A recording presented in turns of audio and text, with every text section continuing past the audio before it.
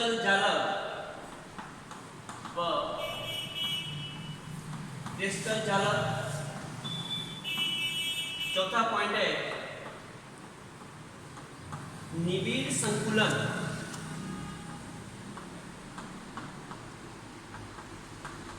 निबिड़ संकुलन। पांचवा पॉइंट है ठोसों के गुणधर्म के गुणधर्म। यूं मिला के ये हमारा इस चैप्टर का सिलेबस है,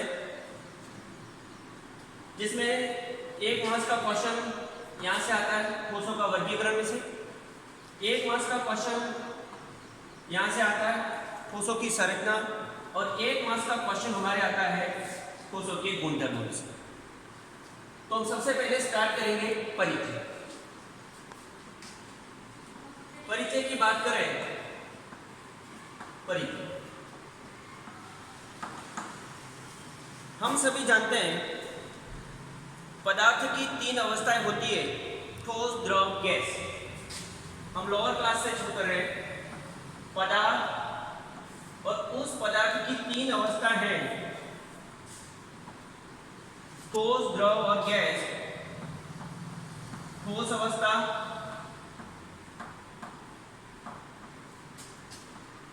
द्रव अवस्था और गैसीय अवस्था।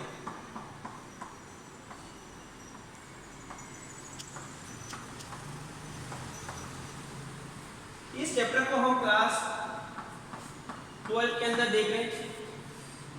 द्रव अवस्था, फ्लूइड स्टेट जिसको बोलते हैं, गैसियस स्टेट, ये अपन क्लास 11 के अंदर इसको अपन ने कंप्लीट कर दिया। ये चैप्टर सभी कंपटीशन एग्जाम के लिए बहुत अधिक इंपॉर्टेंट है। हम अभी देखेंगे ठोस अवस्था के बारे में।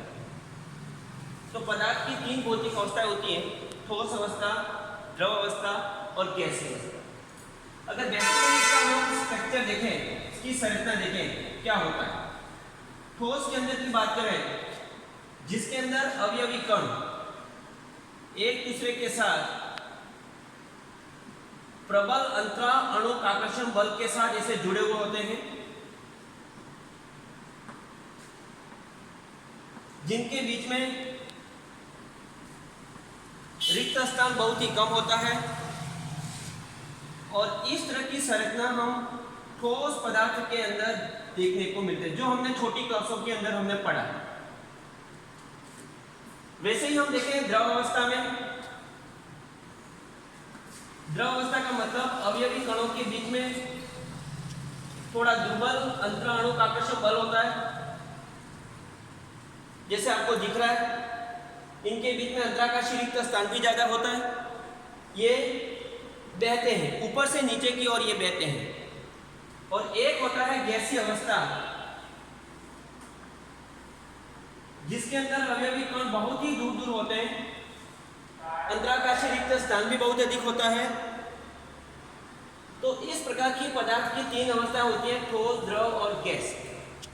हमें पढ़ना है पहले ठोस अवस्था के बारे में। ठोस अवस्था हमारा जो चैप्टर है जिसका नाम है ठोस अवस्था, हम इसके बारे में पढ़ेंगे। ये कैसे होते हैं, ये कितने प्रकार के होते हैं और इनके क्या गुणधर्म होते हैं। बहुत ही इजी चैप्टर है, बहुत ही अच्छा चैप्टर है। अगर ध्यान से आप इसको एक बार इसको आप समझ लोगे तो ये अच्छी तरह से आपको समझ में आ जाएगा।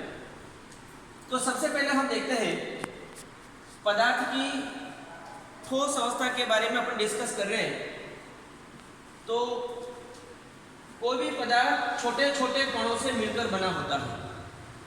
इन छोटे छोटे कणों को हम अवयवी कण कहते हैं। ये अवयवी कण है, ये अवयवी कण है। ये अणु भी हो सकते हैं, आयन भी हो सकते हैं और परमाणु भी हो सकते हैं। अवयवी कण, जो पदार्थ, कोई भी पदार्थ जिन छोटे छोटे कणों से मिलकर बना होता है, उन्हीं छोटे छोटे कणों को हम कहते हैं अवयवी कण। और अवयवी कण का मतलब होता है ये अणु भी हो सकते हैं, आयन भी हो सकते हैं और परमाणु हो सकते हैं। और एक खास बात यह है, आप देख रहे हैं इनका आकार देखो कैसा दिख रहा है आपको, गोलाकार। ये गोलाकार होते हैं, इनका आकार गोलाकार होता है। ठोस के अंदर, अब ठोस किसे कहते हैं, ठोस क्या है, हम पहले पढ़े परिचय के बारे में डिस्कस करें। ठोस होता क्या है, जिसके बारे में हमें डिटेल में पढ़ना है, ये पॉइंट पढ़ने हैं। उसके पहले हम देख लेते हैं ठोस है क्या।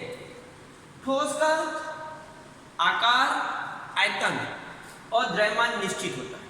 पहली बात, ठोस की क्या विशेषता होती है, तो ठोस की विशेषता में पहली विशेषता होती है इनका आकार, आयतन, ठोस। अगर हम ठोस की बात करें तो इनका आकार, आयतन और द्रव्यमान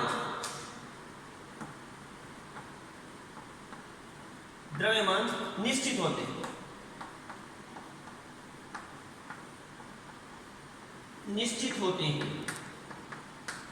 एक दूसरी बात है, इनमें प्रबल अंतराणु का आकर्षण बल, इन कणों के बीच में, इनके बीच में इसमें होता है प्रबल अंतराणु का आकर्षण बल होता है। प्रबल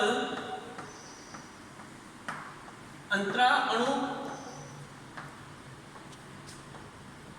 आकर्षण बल होता है। प्रबल अंतराणु का आकर्षण बल होता है।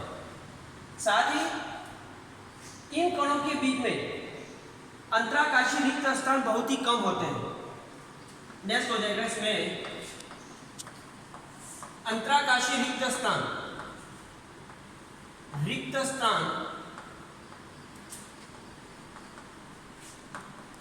बहुत ही कम होता है। और चौथा पॉइंट बोल सकते हो आप, ये निबिड़ संकुलित अवस्था में होती है। चौथा पॉइंट, निबिड़ संकुलित मतलब वेरी क्लोज, आप बोल सकते हो उसको निबिड़ संकुलित अवस्था में होते हैं। निबिड़ संकुलित अवस्था, निबिड़ संकुलित अवस्था में होते हैं। कोई आपको पूछे भाई ठोस किसे कहते हैं, ठोस की क्या परिभाषा, ठोस की परिभाषा कहता बोल सकते हो, ठोस वे पदार्थ होते हैं जिनका आकार, आयतन, द्रव्यमान निश्चित होते हैं।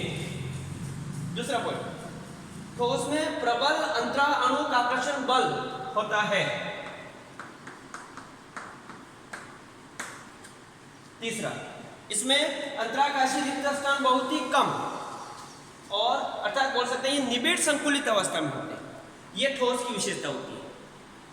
एक और बात भी है, ठोस के अंदर ये जो कण है ये गति नहीं करते, लेकिन ये अपनी माध्य स्थिति से कंपन करते हैं।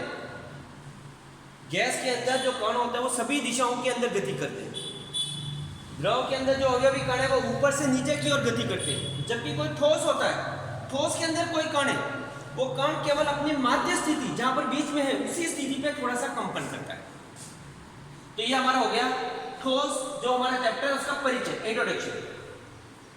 ठोस है क्या, अपन जिस चैप्टर के बारे में डिस्कस करने जा रहे हैं बहुत इंपॉर्टेंट चैप्टर है, बहुत ही अच्छा चैप्टर है, आप अच्छी तरह से इसको देखें, ठीक है। तो पहले हमने देखा इसका इंट्रोडक्शन क्या होता है, तो आपने ये पॉइंट है, आप इसको नोटेट कर लें, मेन पॉइंट।